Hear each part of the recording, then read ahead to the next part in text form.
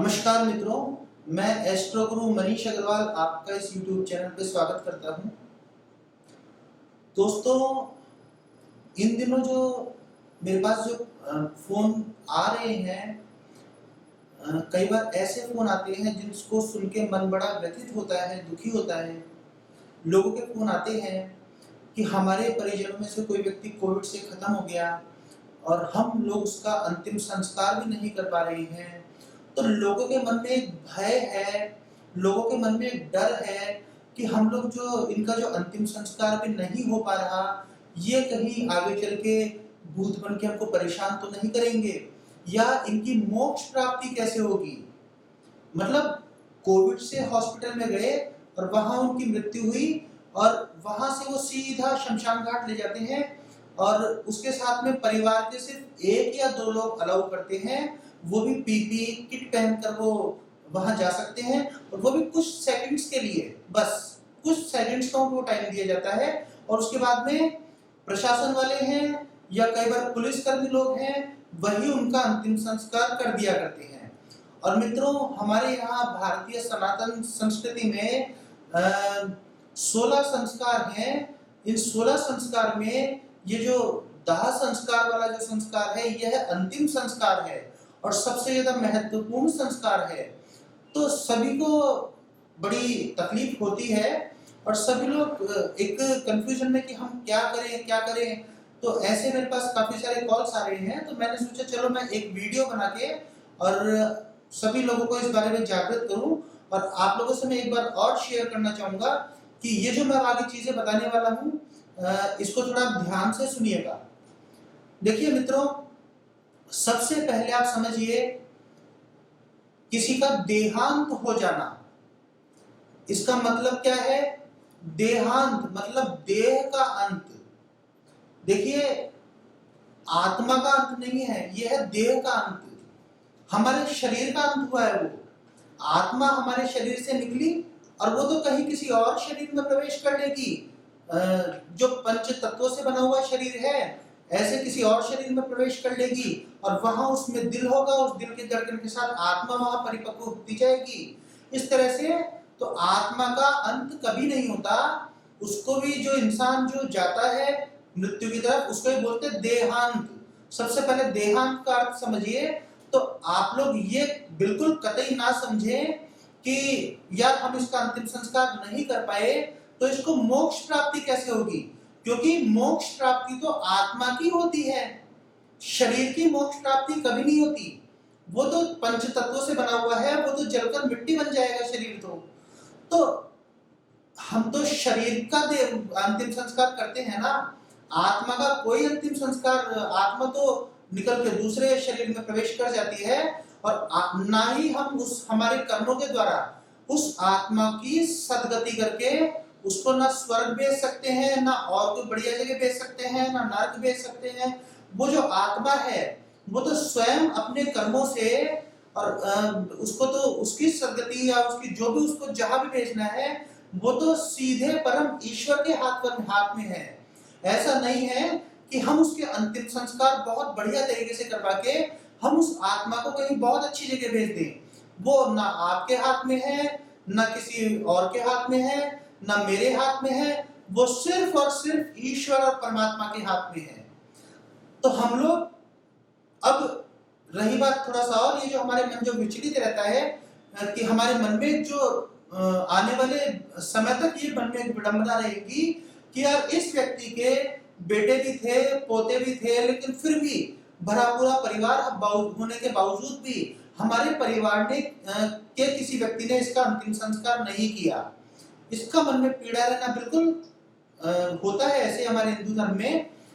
और वहां वो जो अंतिम संस्कार वो जो प्रशासन वाले या कई बार पुलिसकर्मी जो कर रहे हैं, तो फिर बाद में वो जो मटकी में जो फूल भी देते हैं, वो भी जैसा हम लोग देख रहे हैं, सुन रहे हैं मीडिया पे, टीवी चैनल्स पे, सोशल मीडिया पे, जैसे हम लोग को जानकारी मिल रही है, जो हमारे स्रोत हैं वहां से, वो भी सैकड़ों की तादाद में मटकियां रखी है।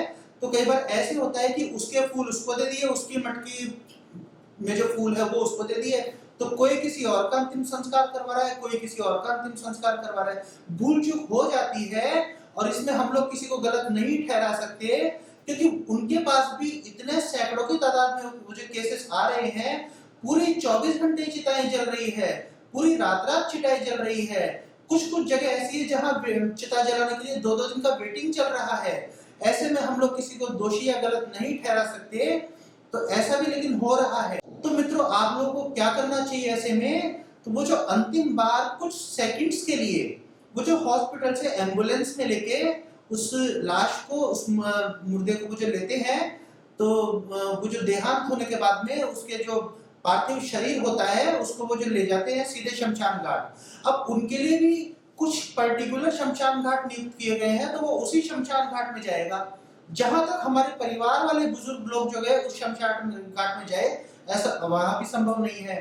तो जो पर्टिकुलर जो शमशान घाट जो गवर्नमेंट ने जो बना रखे हैं कोविड वालों के लिए, उसमें ही उसको जाना है। लेकिन वो जो एम्बुलेंस से लेके जाएंगे और आपको जो 1-2 जनों को पीपीई किट पहन के जो कुछ सेकंड्स का समय दिया जाएगा, आप उसमें क्या कर सकते हैं? एक तो चीज ये ध्यान रखिए कि वो जो हम अंतिम संस्कार जो करते हैं, तो महिला का, चाहे वो सुहागन हो, चाहे वो विधवा हो, चाहे अनमैरिड हो, चाहे मैरिड हो, चाहे कैसी भी हो, जब हम लोग किसी स्त्री को मान लीजिए लेके जाते हैं, तो उसको हम लाल कपड़े में लेके जाते हैं।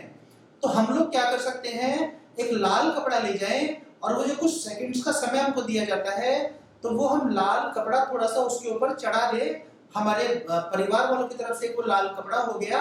और अगर वो सुहागन है तो उस पे हमने कुछ सुहाग की सामग्री हमने उसको चढ़ा दी, जैसे चूड़ी बिंदी वगैरह, ये हमने वहां पे उसको रख दी, तो उसके साथ में वो भी चला गया। अभी हम लोग सिर्फ इतना ही कर सकते हैं। अब इसमें और थोड़ा सा ज्यादा, अगर मान लीजिए एम्बुलेंस वाला अगर कोई बहुत ही भला आदमी है, या कोई आप से मोहित हो गया, या आपसे कोई विशेष उसकी कोई बात हो गई, तो वो ज्यादा से ज्यादा क्या कर सकता है, आपके घर के चक्कर काट के उस एम्बुलेंस को फिर शमशान घाट तक ले जा सकता है, ये कर सकता है। तो अभी ऐसा सिस्टम चल रहा है मित्रों। तो आप उसमें ये कर सकते हैं, मैं आपको ये पहले ही बता चुका हूं कि अंतिम संस्कार तो हम लोग देह का करते हैं, आत्मा का अंतिम संस्कार नहीं हुआ करता। आत्मा को जो भी, आत्मा को तो अपने कर्मों के अनुसार जहां भी जाना है वो सिर्फ परमपिता परमेश्वर के हाथ में है। वो आपके और हमारे अंतिम संस्कार करने का तरीके से आत्मा का इधर उधर जाना नहीं होगा। तो हम लोग देह का अंतिम संस्कार करते हैं।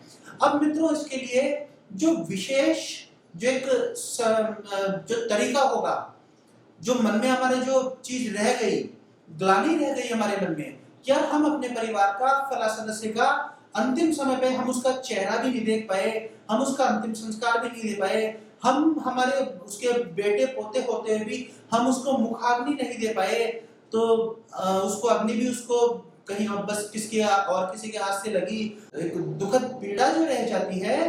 तो इन सब के लिए मैं श्राद्ध पक्ष के पहले एक स्पेशल वीडियो बना के और उस समय मैं आपको बताऊंगा इन सब के तरीके। लेकिन अभी जो हम कुछ करना है उसमें आप लोग क्या करें कि जिस दिन आपके मान लीजिए कोई भी जानकार या परिवार में से कोई भी कोविड की वजह से चला गया, तो जिस दिन वो चला गया उसके ठीक तीसरे दिन से आप लोग क्या कर सकते हैं मित्रों।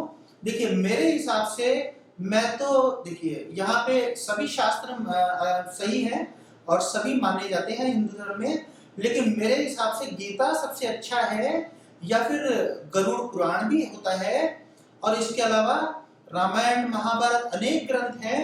तो हम ठीक तीसरे दिन से किसी भी चीज का हम पाठ शुरू कर सकते हैं। जैसे भक्तामर भी होता है, तो भक्तामर के पाठ भी हम लोग कर सकते हैं ठीक तीसरे दिन से, और हम लोग वो पाठ शुरू कर सकते हैं। चाहे आप गरुड़ पुराण कीजिए, चाहे आप गीता कीजिए, गीता के 18 अध्याय आप वो शुरू कर लीजिए, चाहे आप भक्तामर के पाठ आप शुरू कर सकते हैं, या आपको और कोई शास्त्र अगर आप पढ़ते हैं तो वो भी आप कर सकते हैं, वो भी इसमें मान्य है।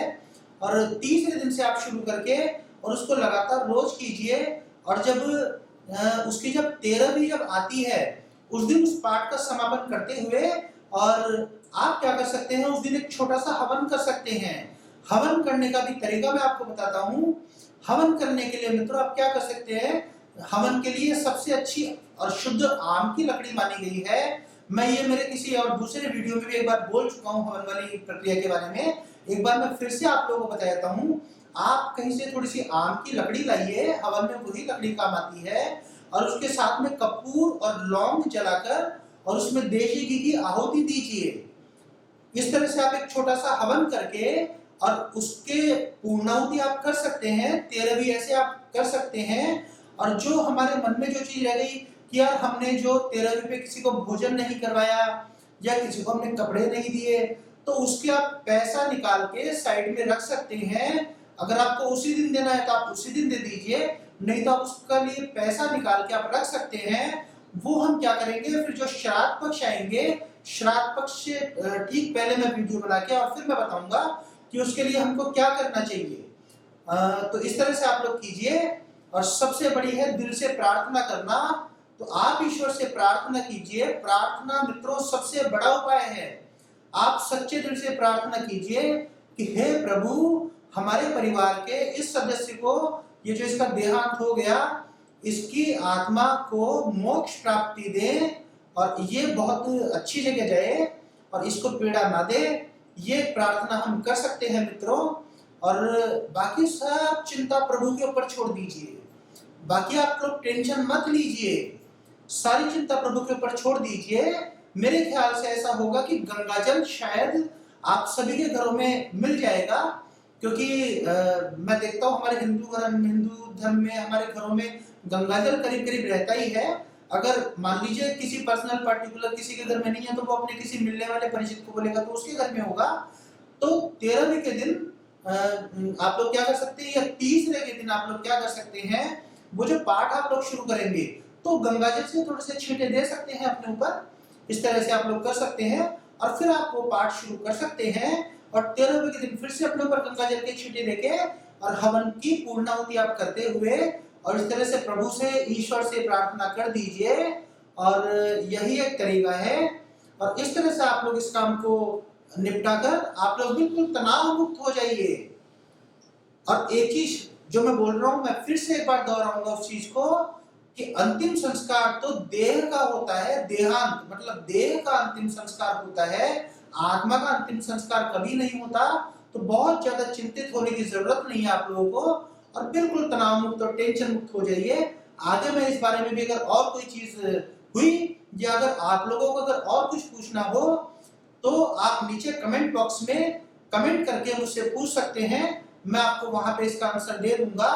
और मित्रों, एक मैं आपसे विनती करूंगा कि आप इस वाले वीडियो को ज्यादा से ज्यादा शेयर कीजिए, क्योंकि हम लोग कई बार हंसी मजाक कॉमेडी वाले वीडियो ये सब तो हम लोग शेयर करते हैं, या कई बार नेगेटिव वाले वीडियो भी बहुत ज्यादा शेयर करते हैं। लेकिन ये एक हमारा ये जो वीडियो आप लोग शेयर करेंगे तो मित्रों हो सकता है ज्यादा से ज्यादा आप लोग शेयर करें तो ज्यादा से ज्यादा लोग उसको देख के इससे फायदा उठा सके और हमको कहीं ना कहीं उसका पुण्य भी हमको मिलेगा। तो यही मेरा एक निवेदन है कि इसको आप ज्यादा से ज्यादा लोगों को शेयर कीजिए, क्योंकि मेरे पास भी फोन आएंगे तो मैं कितने लोगों को फोन अटेंड करके कितने लोगों को बता सकूं वो चीज। तो बिल्कुल मैं वो चीज रखूंगा, कमेंट बॉक्स में भी बताऊंगा। और हमसे जुड़े रहने के लिए, कंटिन्यू लगातार जुड़े रहने के लिए आप लोग हमारे चैनल को सब्सक्राइब कीजिए, लाइक कीजिए और शेयर। मित्रों, आपको ये वीडियो जरूर करना है। मैं चाहता हूं ये वीडियो लाखों करोड़ों लोगों तक पहुंचे, जिससे उनका वो इसको समझ के और वो जो थोड़ा सा भयभीत हो रहे हैं उनका वो भय कम हो जाए और वो चिंता मुक्त हो। और मैं आगे इसका और भी जो निदान होगा वो मैं इस समय पे बताऊंगा मित्रों। नमस्कार मित्रों, हम फिर मिलेंगे। नमस्कार।